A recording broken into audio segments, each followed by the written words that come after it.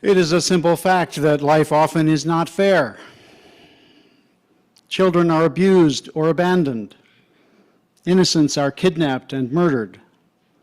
Fools and charlatans rule nations.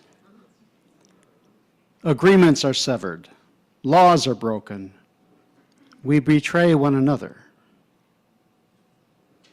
It is a simple fact that we humans often do not live up to, do not deliver on our promises. What are we to do? How might we regain trust, repair relationships, and restore our covenants? In today's Time for All Ages, religious educator Martha Dallas recognized, too, that life is just not fair. She came at this problem from a perspective of justice, and she invoked the words of Jesus, his vision that the last shall be first and the first shall be last. The implication being that we should not simply shrug off the injustices of the world, but like Jesus, work to resolve them. For Dallas, the answer lay in clear and honest communication.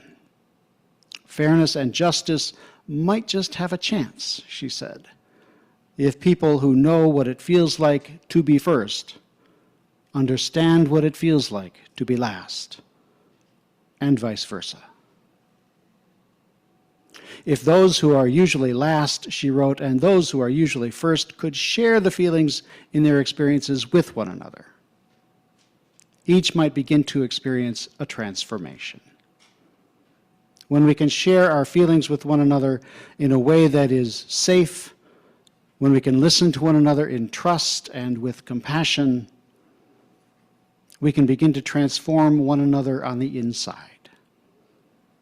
And when we start to be changed on the inside, she wrote, we will begin to act differently in the world. Because so many of us Unitarian Universalists are come-outers, that is, have been harmed by other faith traditions, have experiences and identities outside the mainstream, I think we understand and value the power of personal transformation.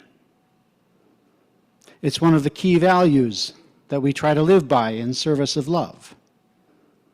And in my experience, transformation or potential transformation is not just possible, it's always happening everywhere, including within us, between us, and beyond us.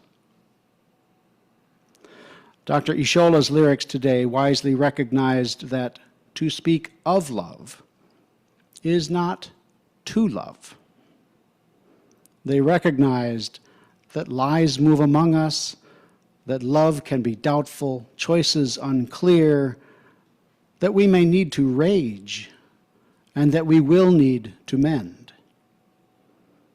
As a strategy toward resolution, his lyrics called on us to learn friendship and forgiveness, to make love our end.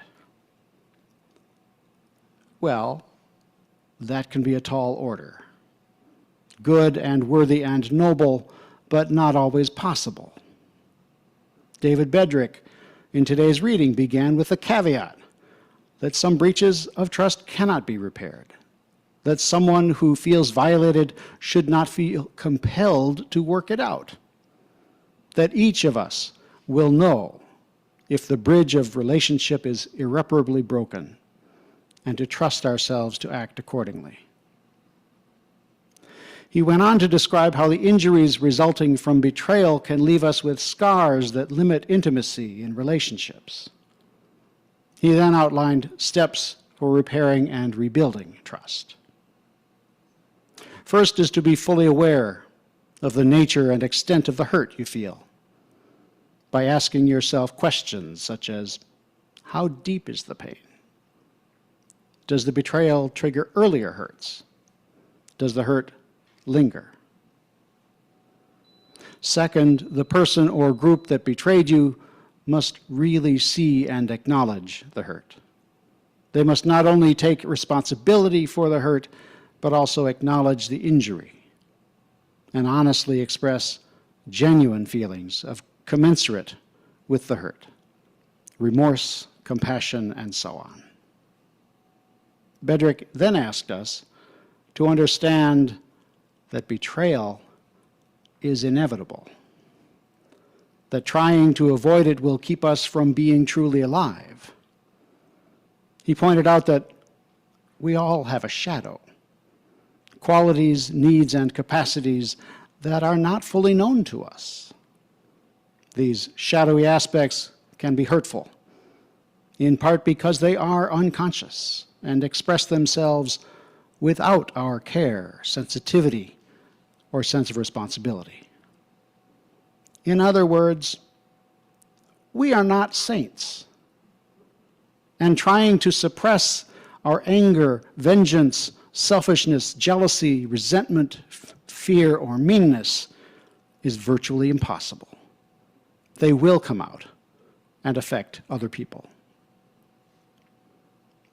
Bedrick then highlighted 3 things to help relationships thrive despite our broken promises. First is get to know yourself and your partner or friend, especially those things you may not like. Ignoring or downplaying our shadows is common, but unhelpful. Instead, we must make a conscious effort to explore, discuss, and be open to learning about these parts of ourselves and others. Some of you may know how hard that is. Second is trusting that, yes, we do have those negative qualities and will sometimes express them. Yes, betrayal is unavoidable. Finally, we can learn to respond to future lapses in healthful ways. This takes a new kind of trust, he wrote. The trust in ourselves to be aware of our hurts, express our hurts, and address the injury and breach with our partner. We must be honest in our communications, perhaps saying something like, I trust that there are times you will hurt me and I will hurt you. I even trust that sometimes this hurt will be a breach of an agreement we have. However, I also trust that we can take steps to address these hurts and breaches and even turn the process over time into a strengthening of our relationship.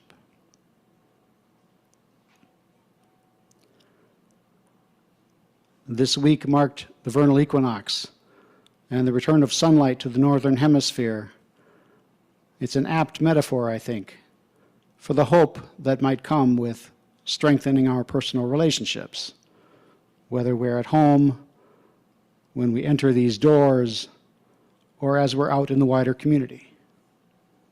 We may have felt that it's been a long, cold, lonely winter of the soul, when it seems like years since we felt heard or held, felt welcomed or understood, felt loved or valued.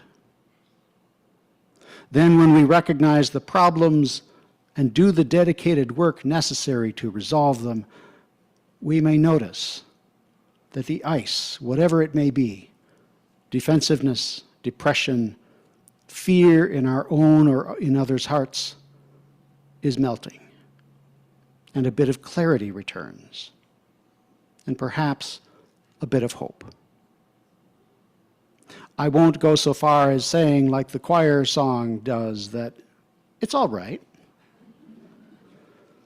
But I do believe that with attention, openness, and humility, transformation remains possible within, between, and beyond us. Some of you are familiar with researcher and storyteller Brené Brown.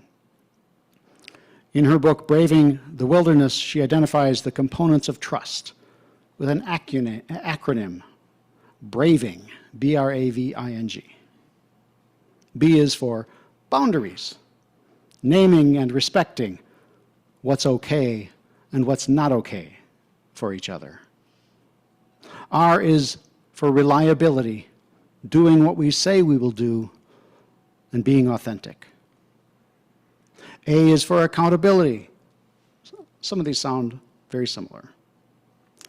Accountability, rather than blaming, rationalizing, or making excuses, we own our mistakes, acknowledge the pain we cause, and make amends. V is for vault, or confidentiality, not sharing information or stories that are not yours to share, holding in confidence what we say to each other, and not gossiping. I is for integrity, practicing the values we claim are most important to us. N is for non-judgment, being able to ask for or offer help to and from others without judging or feeling judged. And G is for generosity, being generous in our assumptions, assuming good intentions when things go wrong, and asking about them. We might find this device, this acronym, useful in nurturing our personal relationships. And so many of these ideas apply not only to our more intimate relationships and close friendships, but to our more casual, but no less important relationships with one another here in this congregation and with people out in the world. Unitarian Universalism, our fellowship, offers us a belonging that doesn't make us cut off parts of ourselves to fit in. Rather, it welcomes all our joy and sorrow, anger and confusion, humor and experiments and mistakes, and loves us through it all. It is a love that will tell us when our words and actions hurt others. A love that will tell us that can heal our hurts, our own hurts as well.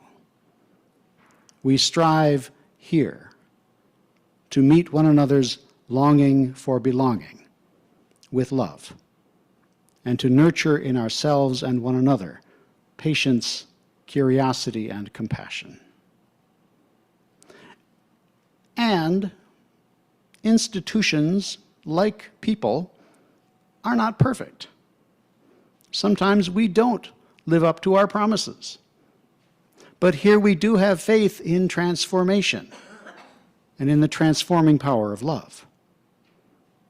We are dedicated to one another and committed to doing the hard work required to regain trust, repair relationships, and restore our covenants.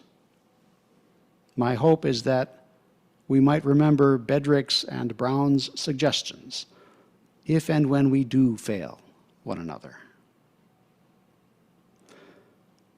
When life is not fair, when we feel rejected, not enough, or on the edge of despair, may we know love again. May we choose gentleness and compassion, and may we transform and flourish into the great potential unfolding before us. May it be so, and amen.